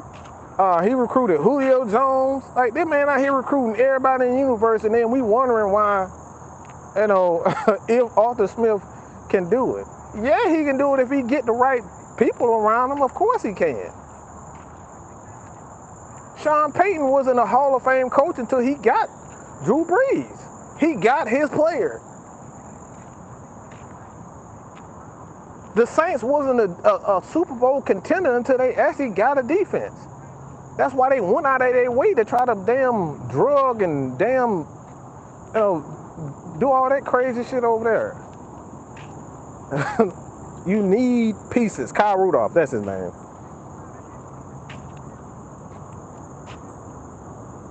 That's true too, Han Solo. Bill Belichick did inherit Bill Parcells' Patriots. But like I said, Pete Carroll got fired from the Patriots. Like, bro, like, if you don't have your necessary players and tools around you, this is why guys like Bill Belichick. Anybody wonder why Bill Belichick want to be the GM, the head coach, and the team president? Like, this man is every damn thing with the Patriots. Why is that? Because he gonna make sure he get exactly what he need to succeed. Anybody wonder why, like we were just talking about this earlier day, anybody wonder why the Falcons hired Dan Reeves to be everything? This man was the general manager, the team president, and the head coach for the Atlanta Falcons. Why? So he could get everything that he need, and you got no excuses, and the Falcons end up going to the Super Bowl because he got everything that he needed to succeed. No coach in the NFL would ever do it with lackluster talent. You will never win a Super Bowl with lackluster talent. You gotta have good talent around you. So give this guy, like I said, for me personally, I say give him 4 years, and honestly, I say 5 years to see what Arthur can do in that 5th year, where he is in that 5th year, because he's had to build this team from the ground up, and it's gonna take 3 years to really build this team the proper way. And then the 4th or 5th year is where you're gonna say, all right, I know where these guys are for the most part, as far as the talent is concerned.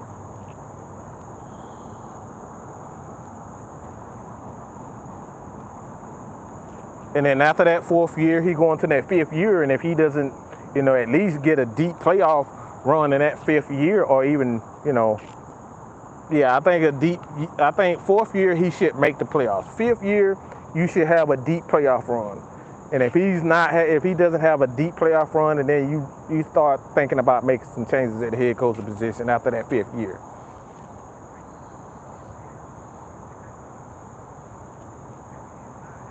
So like I said, bro, you need players around you. You need players around you. Like I said before, bro, when you come to Mad Mike Sports, you got to get out of your feelings. Everybody gonna get their feelings hurt up in this mug. You gonna get roasted. You gonna get toasted, and you gonna get dosed. So if you can't handle the heat, do not subscribe. We some straight up gangsters over here, bro. We come with that heat. This platform is not for the weak. Okay? This platform is not for the weak. I love you guys, but you gonna get cussed out over here by somebody. You gonna get called a stupid motherfucker from somebody. So if you cannot take that, this is not the platform for you. Decode me, bro. I cuss you out all the time. Hell, I got roasted the other day. Bro, that's what we do over here, bro. Ain't no feelings over here, man. Bro, Devon, bro, come on, man. Vlad, bro, we do this all the time. Like I said, this is not the platform for you if you gonna get in your feelings. It's not for the weak over here. So if you got an opinion, if you the type of person and you don't like to be questioned and all that, this ain't for you, boy. You might as well go. You might as well go and start your own Facebook group or something, and have a bunch of people that agree with you, because this ain't it over here. Because believe me, when I had to get on live, all right, I'm talking about live, a live show, myself and K Styles, and tell people, God damn it, I was wrong. Matt Ryan was traded. I was so sure that Matt Ryan was not going to be traded, outside that 3rd year. Year 2, Matt Ryan, he didn't even make it to year 2. So I was completely wrong. And guess what? I got roasted for that shit. This platform ain't for the weak. You got a voice, you want to speak on something, you have an opportunity to, speak your piece. But like I said, we're not into feelings. We're not into trying to make everybody, feel good all the time. If you got a dumbass take, somebody gonna call you out on it. But ain't nothing personal. But we hardcore over here. We hardcore, bro. This the Unholy Alliance, okay? We rather pray on you we rather pray for you than pray on you. Okay? We'd rather pray for you than pray on you. The Unholy Alliance. Mad Mike Sports, 6-Man K Styles, your boy King's Ransom, aka Big Chauncey, OG Big Sam, bro, it's not nice over here. We're not nice people.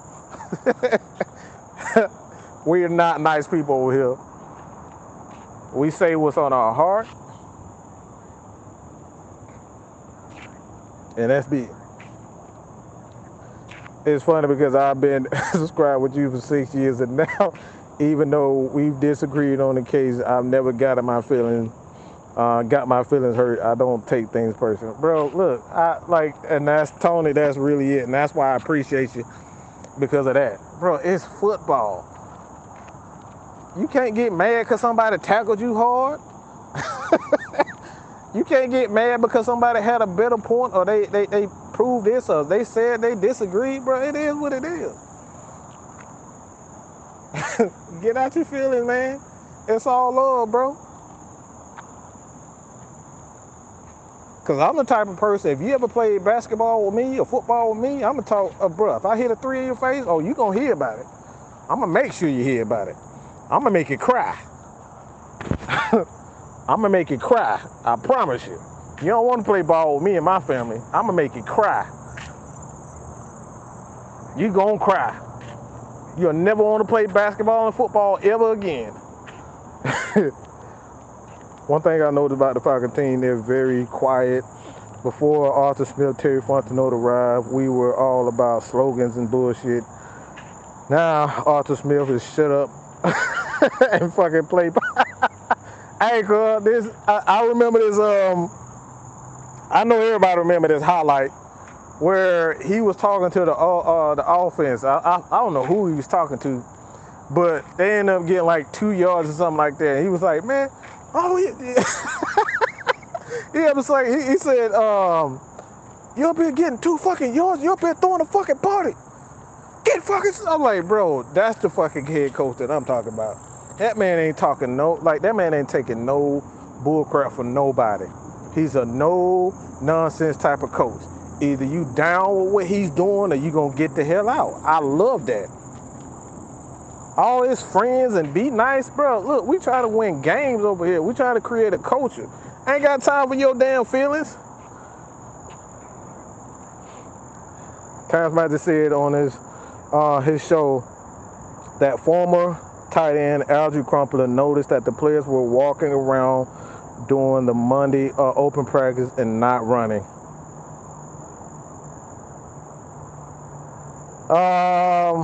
I think I know what you're saying about that. I mean, it's a new, I think, too, and this is why I kind of have to be biased. I have to be biased on this occasion, is because I have a respect for the old school, and I have respect for what the NFL is currently trying to do with the new school, because we got guys dying of CTE, Vincent Jackson, a lot of players, Junior Seau. So I understand, Algie Crumpler and how they played football back in the day, 2-a-days, and, you out there for 2-3 hours and, practicing nonstop. Like, it's certain things that they did in their day, and they looking at this current NFL, and they look at these dudes as soft. It's like, bro, you not walking, you not running, you out here walking, you not running.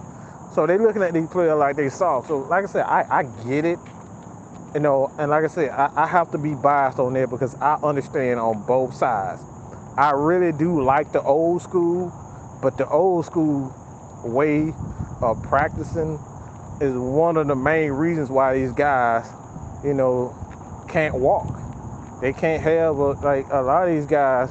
We saw a whole video on Greg Olsen where he was talking about he couldn't even walk. He could barely walk. You got guys like Calvin Johnson who ended up retiring because he was playing every game high. He had to get high every game before he played because of his injuries. So like I said, I get it. I get it. I promise you I get what they're saying. And it is just like they're I won't necessarily these guys are tougher, but I will say this is that at the end of the day, it's a new game and you got to learn how to adapt.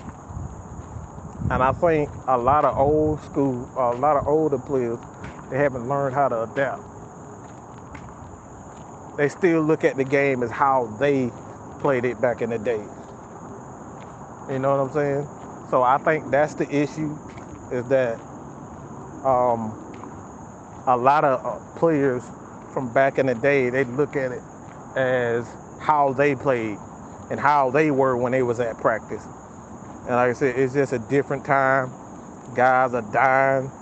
Like I'm hearing news about, Chris Chandler that's not, very good. He's struggling because of CTE and, concussion issues. It's tough, bro. It really is tough. So like I said, for me personally, I don't like to get, to tell players that they weak and all this type of stuff. But at the end of the day, man, you got to protect these players for the most part. You got to protect players for themselves. Because we see guys like LeBron who playing for 20 years. Granted that he's still kind of healthy, but them 20 years for LeBron, when he get a little bit older, he going to start feeling that. Tom Brady playing for 20-something years. You're going to start feeling that once you get older, bro. And that's just real, pimping. And that's one of the main reasons why I was, I said before that I wanted to move on from Matt Ryan, because I got tired of seeing him getting his ass smashed down there 200 times a year. Matt Ryan was getting, that man was getting beat down. That dude was getting beat down, bro. Russell Wilson demanded a trade because he kept getting beat down. It wasn't because he didn't love Seattle. It's because he kept getting beat down. This is a physical game, bro. Those are consequences for playing this game. So the NFL has to do a good job of protecting these players for themselves.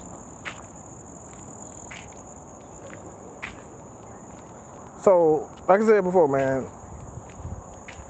I've said this again, and I'll continue to reiterate this. Been 2 hours. I appreciate you guys for joining me, man.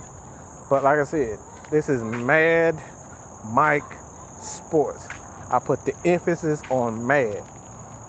Okay? If you mad about something, this is the channel to come to, get it off your chest, and let it be known. But guess what? The person in this chat, or people in this chat, may not agree with it. And they gonna call you all types of stuff. This is the culture that we have over here. You gonna get roasted over here, pimping. So don't get in your feelings, man. It's all good. Ain't none but love over here. So I appreciate everybody for joining your boy. You know what I'm saying? This is what we do. This is what we do, man. We go at each other. Yeah, it's like getting in the boxing ring. Everybody get a swing.